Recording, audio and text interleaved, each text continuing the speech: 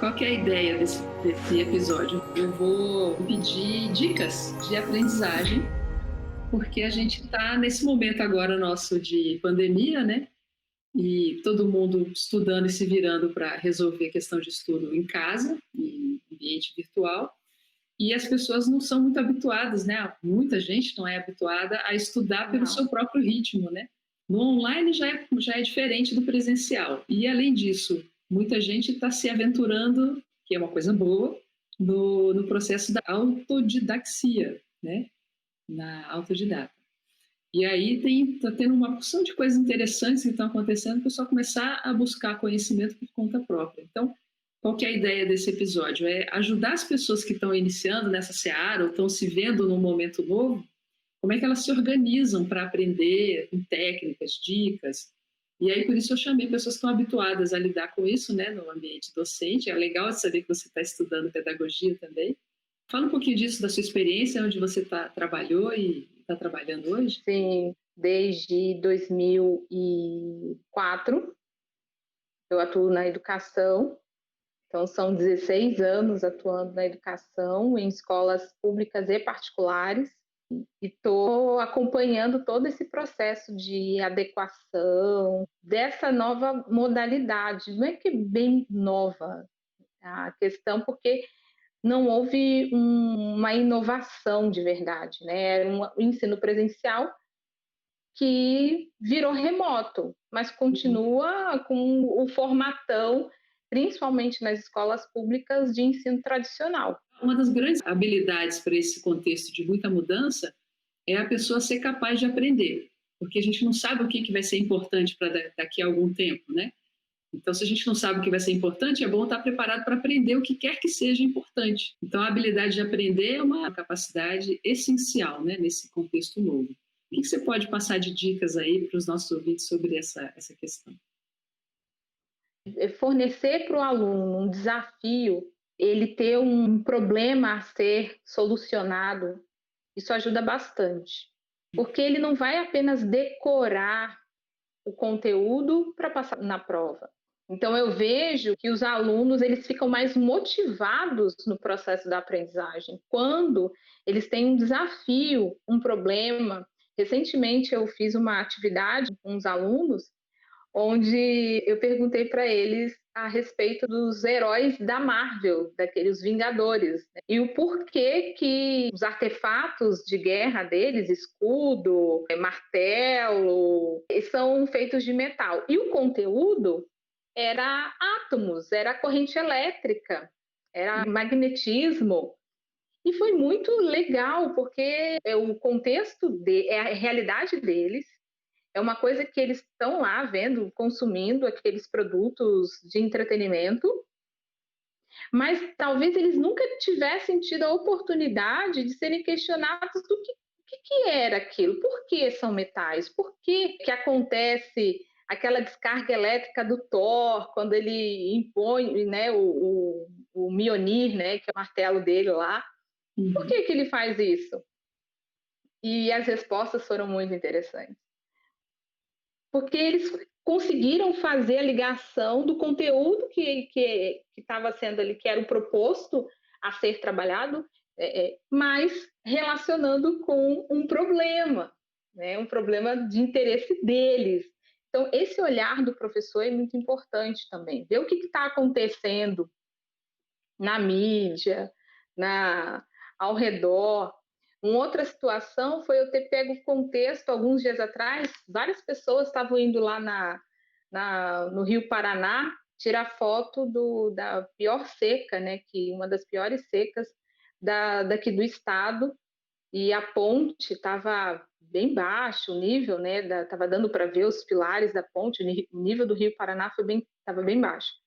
E aí eu trouxe esse contexto, trouxe as fotos, o tema era plantas, o conteúdo era plantas, e aí eu comecei a trazer essa realidade de Foz do Iguaçu para poder discutir. E foi muito interessante porque um dos alunos, o professor, ele veio todo, que agora a gente está tendo esse contato direto com os alunos, Eles mandam mensagem no WhatsApp, nos canais de comunicação, né? Se é chat nas plataformas no Teams ou no Uhum. próprio Google, eles mandam. E ele estava super feliz, que ele falou, professora, o que caiu A gente aplica a prova, né? Porque é importante a gente verificar a aprendizagem. Uhum. E daí ele falando, professor, aquilo que a gente discutiu na sala sobre a seca na região, eu entendi, consegui responder, tirei uma nota boa, e estava super contente, porque ele fez a associação, que é uma outra dica. Quando a gente traz esse problema, traz essa realidade, a vivência do dia a dia que está acontecendo ao nosso redor, a gente acaba facilitando o aluno a associar aquele conceito, aquele conhecimento com algo que está acontecendo ao entorno dele. E tem alguma dica de estudar sozinho que você vê que funciona e que você passa para os seus alunos? Olha, essa questão está sendo um pouco mais complexa, Uhum. porque tem alunos que eles, mesmo no presencial, eles não se motivavam, e hoje, em função da situação, eles estão mais desmotivados ainda, principalmente na escola pública. Então, os pais muitas vezes não têm também traquejo para lidar com a situação, e nesse momento agora é muito importante a parceria com os pais. Mas a realidade de muitas famílias é complexa, Uhum. muito complexa. Mas tem que ter, seria importante, interessante, necessário essa parceria com os pais. Quem já tem né, dentro de um processo de metodologia ativa, que já desenvolve essa questão da autonomia, a resposta para desenvolver e aprender e buscar aprender, ela tem sido mais eficiente nesse sentido. E uma das coisas que eu tenho colocado para eles é se organizar, a organização do ambiente. Então, eu tive nos primeiros dias alunos que ligavam o celular e ficavam debaixo da coberta, ouvindo a aula. Eles não estavam sabendo lidar com aquela situação nova. E uma aluna falou, professora, eu estou ouvindo, eu estou prestando atenção na aula, mas eu tô aqui debaixo da coberta. Eles foram bem sinceros. Falei, pessoal, é importante vocês terem um ambiente, então assim, acorda, vai para uma mesa, coloca um caderno, se arruma. Até falei, escova o dente, senão o dente vai cair se vocês ficarem o tempo todo só deitado, dormindo. Tem que ter uma rotina, manter a rotina útil, de acordar no horário, de montar um cronograma de estudo, uma agenda de estudo, e os hábitos saudáveis também. Então, foram essas duas que a gente tem colocado, né, eu como professora e toda a equipe pedagógica, frisando bastante a importância dos hábitos saudáveis, isso é super importante, alimentação, tomar água, tomar sol, vitamina D, temos colocado isso, a importância, eu isso não só por conta desse momento de distanciamento social. Quando eu era estudante, eu procurei entender, para mim, eu verifiquei a importância de uma alimentação saudável e o quanto que isso favorecia o meu sistema nervoso. Então, verifiquei toda a questão nutricional, o médico recomendou suplementação alimentar, na época tinha algumas faltas de ferro, por exemplo. Uhum. E eu sempre colocava isso antes do distanciamento e continuo colocando agora, porque é importante. Eu falo Uhum. para eles que, nesse sentido, além da alimentação, exercício físico. Então, eu estou pulando corda em casa, até uma corda aqui, pulo corda em casa. E coloco isso porque isso é importante para o bom funcionamento do cérebro mesmo. Você tem uma técnica sua que você usa para o seu estudo que funciona legal para você e que você possa compartilhar para a gente? Eu gosto muito de associações, então isso que eu coloco para os alunos, eu gosto de fazer associações, convivências minhas, para ajudar. Depois que eu leio, eu gosto de repassar o conteúdo em voz alta. Que aí eu vou falando e aquilo parece que vai ajudando na aprendizagem e na memorização.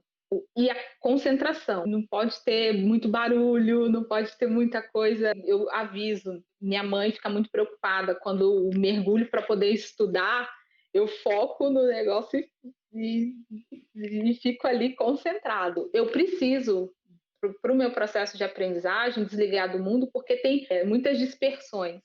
Então, é o sinal do WhatsApp que apita, a luz do celular, que qualquer mensagem que chega, ele já acende. Vamos supor uma pessoa que está começando esse processo de estudar, de se dedicar mesmo a ser um autodidata. Qual é a dica de ouro que você passa para essa pessoa? Então, a minha dica de leitura é o Essencialismo, do Greg McCall. Não sei como é que se pronuncia, tá? Mas é assim, e o quanto que é importante, eu fiquei assim, chocada, de fato, assim, com a objetividade e o realismo dele com relação à priorização das coisas, o que é prioritário, o que é essencial. Isso foi impactante para mim, sabe? Porque esses limites, a gente precisa dar limites para a gente, nessa questão da aprendizagem, se conhecimento é um valor, buscar conhecimento é um valor para todos nós, então precisamos realmente falar e nos posicionarmos para aquilo que é essencial. Queremos te ajudar a lidar com os desafios do século XXI. Entre no site softwaremental.com.br, experimente o diagnóstico de Mindset e nos diga o que achou.